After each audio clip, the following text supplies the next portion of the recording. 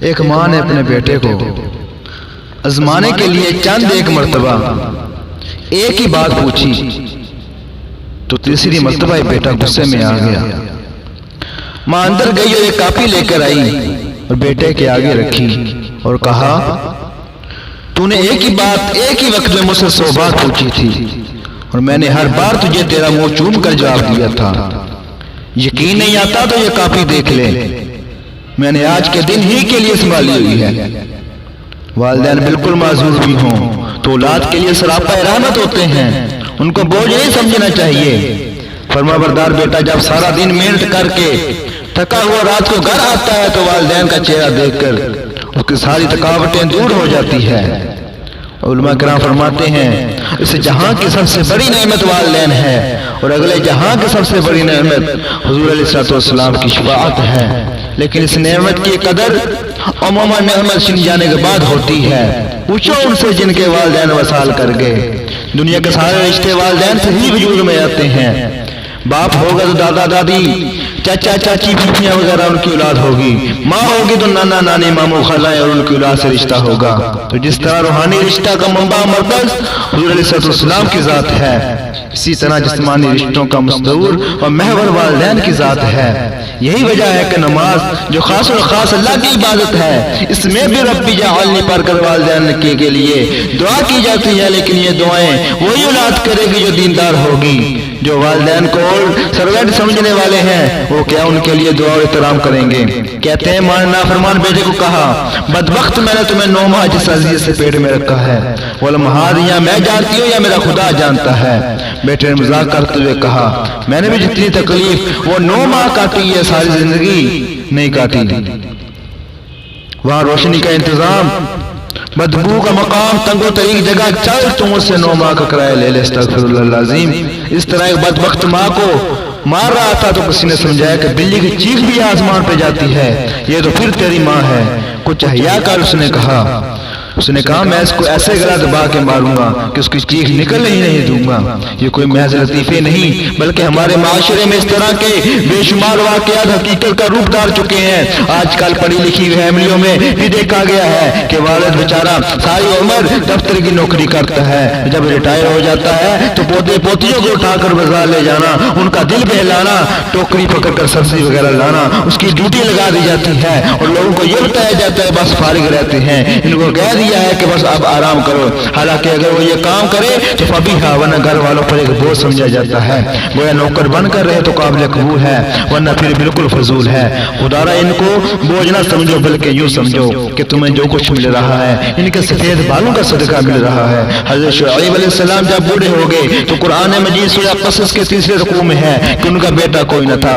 ان کی 2 بچیاں ہی تھی جو سارے کام خود کرتی تھی، کنویں سے پانی بھی خود لے کر آتی تھی اور اپنے والد گرامی کو کام نہ کرنے دیتی۔ یوسف علیہ السلام نے جب اپنے بھائی بنیامین کو اپنے پاس رکھ لیا تو بھائیوں نے عرض کیا ہم میں سے کسی کو رکھ لے، ہمارا باپ بوڑھا ہو چکا ہے، اس کی آنکھیں سفید ہو چکی ہے، اس کا صدمہ برداشت نہ کر سکے گا۔ بس اتنا سننا تھا کہ فوراً اپنی قمیض اتار دی اور فرمایا جا کر باپ کے چہرے پہ رکھو، سب ٹھیک ہو جائے گا۔ یعنی ایک لمحہ بھی باپ کی تکلیف کو برداشت نہ کیا۔ والدین کو زکوٰۃ دینا اس لیے بھی ناجائز ہے کہ زکوٰۃ مال کی میل ہوتی ہے اور والدین تو تجھے میل سے نہیں بلکہ خون جگر سے پالا ہے، لہذا تم بھی ان کو میل نہ دے۔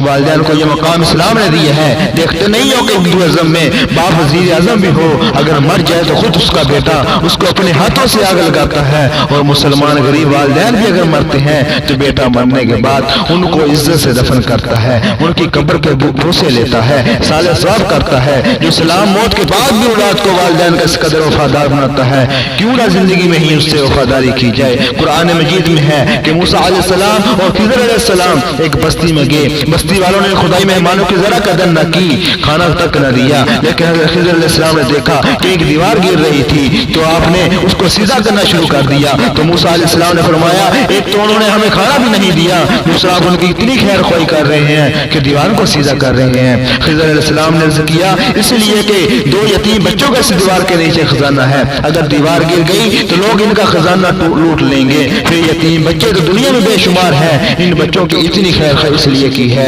کہ ان کا باپ بہت نیک تھا۔ معلوم ہوا کہ والدین کی نیکی اولاد پہ بھی اثر انداز ہوتی ہے۔ اسی طرح حدیث مبارکہ میں ہے کہ نیک بیٹا والدین کے لیے دعا کرے تو والدین کو قبر میں ثواب ملتا رہتا ہے، لیکن اس کا اگر الٹ ہو یعنی والدین برے ہو تو عموماً اولاد بھی اس کی طرح ہوتی ہے۔ تو ایسے والدین اپنی اولاد کے حقوق کو فرائض ادا نہ کر کے پکڑے جائیں گے۔ ادھر اولاد دنیا میں گناہ کرے گی تو ادھر والدین سے باز پرس ہوگی کہ تم نے ان کی صحیح تربیت کیوں نہ کی۔ امام راغب اصفہانی نے ایک بزرگ کشف کا ایک واقعہ لکھا ہے کہ وہ قبرستان سے گزرے تو بذریعہ کشف دیکھا کہ تمام قبروں والے عمدہ لباس پہن کر خوشبو لگا کر خوش خوش بیٹھے ہیں، اور ہر ایک کے آگے ایک تال ہے جس میں مکھن کی طرح نورانی غذا ہے جس سے وہ مستفیض ہو رہے ہیں۔ ایک بوڑھا شخص جو سب سے علیحدہ بیٹھا ہوا تھا، اس کے میلے کچیلے اور پھٹے پرانے کپڑے تھے، اس کے سامنے تھال بھی نہ تھا، اس کی آنکھوں سے آنسو روا تھے۔ بزرگ نے اس بوڑھے سے پوچھا ان کا حال اتنا اچھا کیوں ہے، تیرا اتنا برا کیوں ہے؟ بوڑھے نے کہا کیا کہوں، ان کی اولاد نماز پڑھ کر ان کے لیے رب اجعلنی دعا کرتی ہے اور میری اولاد بے نوازی ہے۔ بزرگ نے بوڑھے کے گھر کا پتہ پوچھا اور آ کر اس کی اولاد کو بتایا، انہوں نے توبہ کی اور نماز شروع کر دی۔ چند دنوں کے بعد بزرگ نے بذریعہ کشف پھر دیکھا تو وہ بوڑھا بھی خوش تھا اور بزرگ کا شکریہ ادا کر رہا تھا۔ معلوم ہوا کہ نیکی کا فائدہ اور برائی کا نقصان دونوں طرف ہے۔ ہمارے شاہ صاحب بیان فرمایا کرتے تھے کہ میں نے ایک جگہ میں یہ حدیث بیان کی کہ جو شخص اپنے والدین کا چہرہ ایک بار محبت سے دیکھے گا اس کو ایک مقبول حج کا ثواب ملے گا۔ عرض کیا گیا اگرچہ ایک دن میں 100 مرتبہ دیکھے تو کیا 100 مقبول حج کا ثواب ملے گا؟ حضور علیہ السلام نے فرمایا نعم اللہ اکبر اطیبون، ہاں کیوں نہیں، اللہ بہت بڑا ہے اور بہت پاکیزہ ہے، یعنی اس کے خزانے کوئی ختم ہونے والے ہیں۔ شاہ صاحب فرماتے ہیں کہ 3 ماہ کے بعد مجھے خط آیا جو ایک نمازی پرہیزگار بچے نے لکھا تھا کہ میں روزانہ صبح نماز قرآن پڑھ کر والدین کی چارپائی کے پاس بیٹھ جاتا ہوں کہ ان کی زیارت کر کے حج کا ثواب بھی لے لوں، مگر وہ 9 بجے تک کمر سے منہ ہی نہیں نکالتے، میں کیا کروں، آخر میں نے دفتر بھی جانا ہوتا ہے۔ مطلب یہ ہے کہ مسلمان کہلا کر بھی اگر ہماری حالت یہ ہے کہ پھر اللہ ہی حافظ ہے، اس لیے پھر والدین کا احترام بھی نہیں رہا۔ کچھ اس وجہ سے بھی کہ یہی بچے جب بعض مسجدوں مدرسوں میں جاتے ہیں تو ان کو تعلیم بھی کچھ اس طرح دی جاتی ہے کہ نبی بڑے بھائی کی طرح ہوتا ہے، تو بچے اس سے خود ہی اندازہ لگا لیتے ہیں کہ جب نبی جس نے ہمیں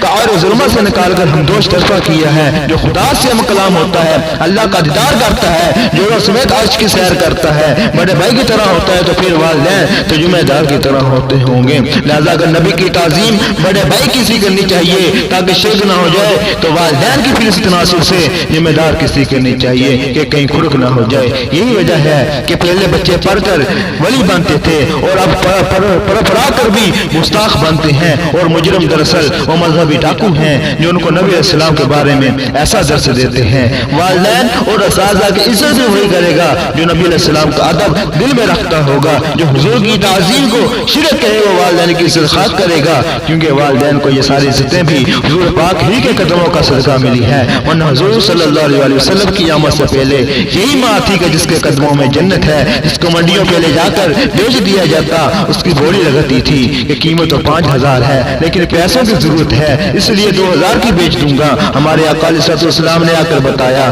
ارے نا قدرو، اس کے تو قدموں میں وہ چیز ہے جو کروڑوں اربوں خرچ کر کے بھی نہیں ملتی۔ ایک بدبخت کہہ رہا تھا میں نے ماں کے قدموں میں کبھی جوتی نہیں دیکھی، جنت کہاں سے آ گئی، استغفر اللہ۔ جب حضرت یوسف علیہ السلام کو بیڑیاں ڈال کر لے جا رہا تھا، راستے میں آپ کی والدہ ماجدہ کی قبر آ گئی